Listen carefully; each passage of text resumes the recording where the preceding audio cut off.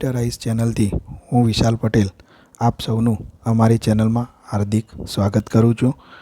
RT 2026 અંતર્ગત જો તમે તમારા બાળકનો આરટી હેઠળ ખાનગી શાળામાં પ્રવેશ કરાવવા માગતા હો તો આ વિડીયો ખાસ તમારા માટે જ છે. આરટી પ્રવેશ માટેના તમામ દસ્તાવેજો જે તમારે તૈયાર રાખવાના છે તે ડોક્યુમેન્ટ તથા અગ્રતાક્રમ કઈ રીતે આપવામાં આવે છે અને તેના માટે કયા કયા ડોક્યુમેન્ટની જરૂરિયાત છે તે સમગ્ર માર્ગદર્શન આ વિડીયોમાં આપવામાં આવ્યું છે.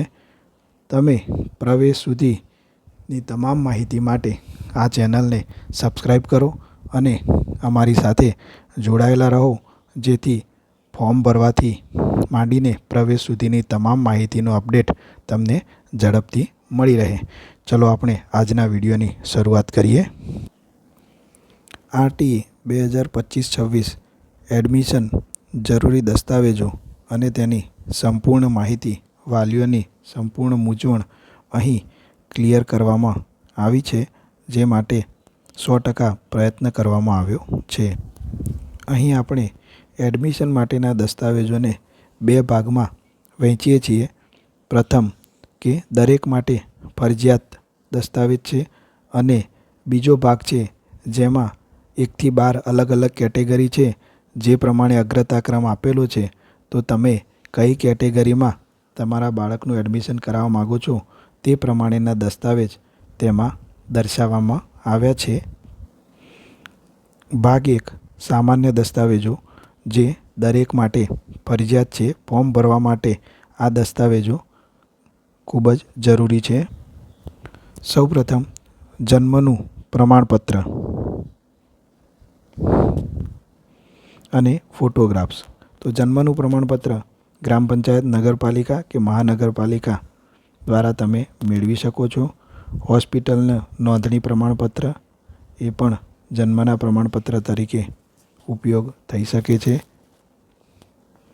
હવે જન્મના પ્રમાણપત્રમાં બાળકની જન્મ તારીખ 2/6/2019 થી 1/6/2020 સુધીની જ હોવી જોઈએ, તો જ તે બાળક આરટી પ્રવેશ માટે ઇલિજિબલ ગણાય છે. તો જન્મ તારીખ સૌપ્રથમ ચેક કરી લેવી અને જન્મનું પ્રમાણપત્ર તથા બાળકનો ફોટોગ્રાફ મેળવી લેવો. હવે રહેઠાણનો પુરાવો, એડ્રેસ પ્રૂફ, તે માટે તમારે આધાર કાર્ડ, પાસપોર્ટ, વીજળી બિલ, પાણી બિલ, ચૂંટણી કાર્ડ કે રેશન કાર્ડ એ ઉપયોગ કરી શકો છો. પરંતુ રેશન કાર્ડની અંદર બાળકની સાથે જે વ્યક્તિનું નામ હોય તેના માતા પિતા અથવા દાદા તેમના નામના આ દસ્તાવેજો હોવા જોઈએ. આધાર કાર્ડ હોય, વીજળી બિલ હોય, પાણી બિલ હોય, તો જેનું નામ રેશન કાર્ડમાં બાળકની સાથે હોય તે વ્યક્તિનું વીજળી બિલ કે પાણી બિલ, આધાર કાર્ડ એ એડ્રેસ પ્રૂફ માટે જરૂરી છે. જો આ ના હોય અને બીજો ઓપ્શન ભાડા કરાર છે તે સમજીએ. જો અગાઉની સ્લાઇડ પ્રમાણેના દસ્તાવેજ તમારી જોડે નથી તો તમારે એક ભાડા કરાર બનાવવો પડશે, જેના માટે તમારે રજિસ્ટર્ડ ભાડા કરારની જરૂર પડશે અને તેમાં પોલીસનો સિક્કો ફરજિયાત છે. નોટોરાઇઝ ભાડા કરાર માન્ય ગણાતો નથી, તો રેન્ટ એગ્રીમેન્ટ એ પણ તમારે તૈયાર રાખવું પડશે. હવે અન્ય પ્રમાણપત્રમાં તમારે વાલીની આવકનું પ્રમાણપત્ર, માતા અને પિતા અથવા તો રેશન કાર્ડમાં જે વ્યક્તિના નામ હોય તે સમગ્રનો એક આવકનું પ્રમાણપત્ર, જે મામલતદારશ્રી અથવા તાલુકા વિકાસ અધિકારીનું પ્રમાણપત્ર અથવા ગ્રામ્ય કક્ષાએ ગ્રામ પંચાયતનો તલાટી દ્વારા આપવામાં આવેલ આવકનો દાખલો માન્ય ગણાશે. એ 1/4/2022 પછીનો હોવો જોઈએ અને તેની આવક મર્યાદા 6 લાખ સુધીની કરવામાં આવી છે. તો 6 લાખથી ઓછી આવકનો આવક પ્રમાણપત્ર વાલીનું ફરજિયાત છે. વાલીનું પાન કાર્ડ. જો તમારી જોડે પાન કાર્ડ હોય અને છેલ્લા વર્ષનું ઇન્કમટેક્સ રિટર્ન ભરેલું હોય તો તે બંને વસ્તુ અપલોડ કરવાની રહેશે.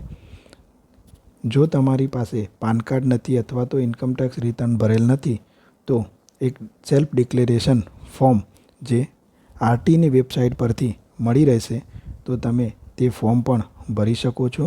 તો કાં તો પાન કાર્ડ અથવા તો તેના ઓપ્શનમાં સેલ્ફ ડિક્લેરેશન ફોર્મ ભરવાનું રહેશે.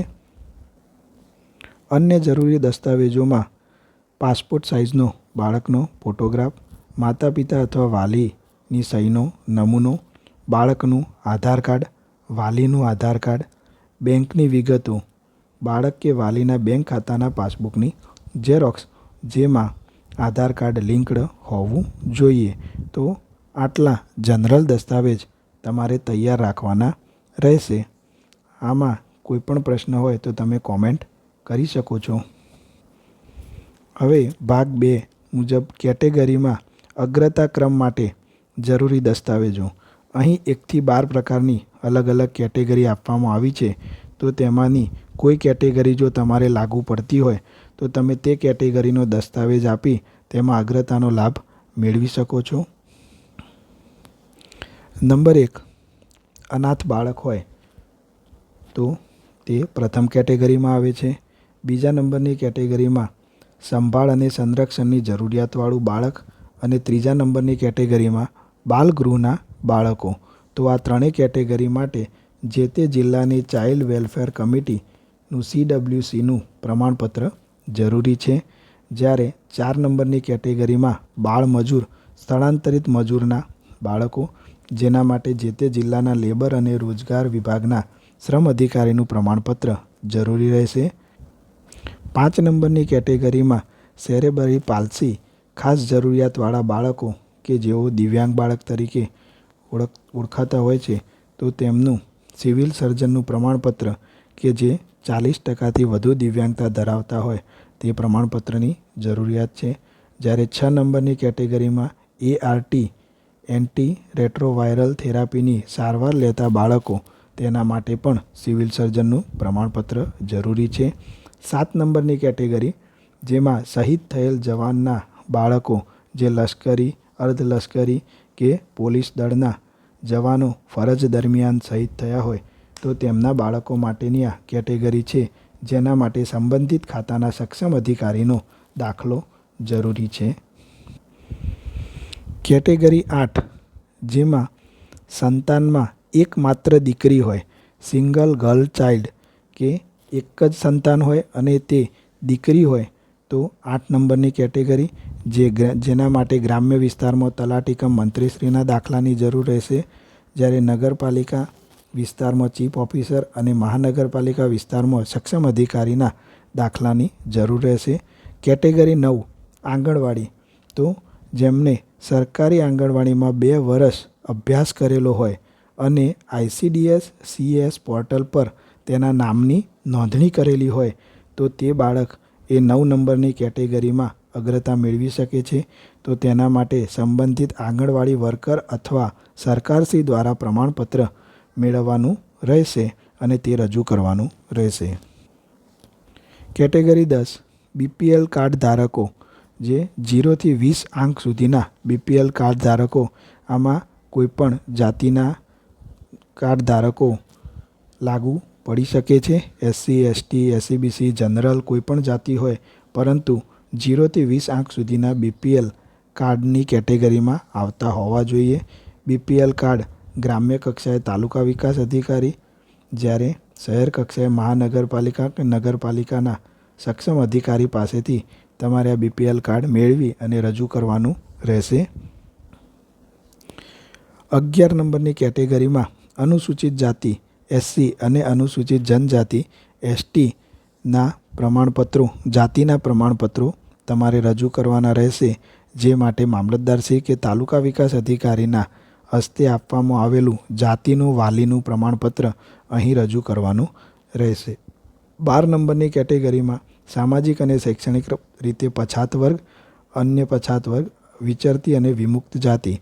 અહીં મિત્રો NT-DNT એટલે કે વિચરતી વિમુક્ત જાતિને પ્રથમ પ્રેફરન્સ આપવામાં આવે છે અને ત્યારબાદ જો NT-DNTમાં નો કરવામાં આવે તો સામાજિક અને શૈક્ષણિક રીતે પછાત વર્ગને અગ્રતા આપવામાં આવે છે. તો તે માટે પણ સમાજ કલ્યાણ અધિકારી અથવા અન્ય સક્ષમ અધિકારીનું પ્રમાણપત્ર વાલીનું રજૂ કરવાનું રહેશે.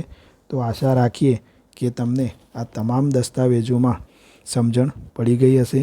આ દસ્તાવેજો અગ્રતા ક્રમના ન હોય તો પણ તમે ફોર્મ ભરી શકો છો. જે 13 નંબરની જનરલ કેટેગરીના ઉમેદવાર તરીકે તમારું ફોર્મ સ્વીકારવામાં આવશે. દસ્તાવેજમાં કોઈપણ પ્રકારની ભૂલ કે ખામી હોય તો ફોર્મ રિજેક્ટ થવાની સંપૂર્ણ શક્યતા છે. તો ધ્યાન રાખી અને દસ્તાવેજ ફરજિયાત તે રીતે ભરવા. આગળની માહિતી ફોર્મ કેવી રીતે ભરવું, ફોર્મમાં શું શું ધ્યાન રાખવું તે માટે અમારી ચેનલને સબસ્ક્રાઈબ કરો અને નવા વિડીયો આમાં આવતા જ રહેશે. આરટીઈ માટેની સંપૂર્ણ માહિતી મેળવવા માટે આ ચેનલને સબસ્ક્રાઈબ કરો. ખૂબ ખૂબ આભાર. ધન્યવાદ મિત્રો.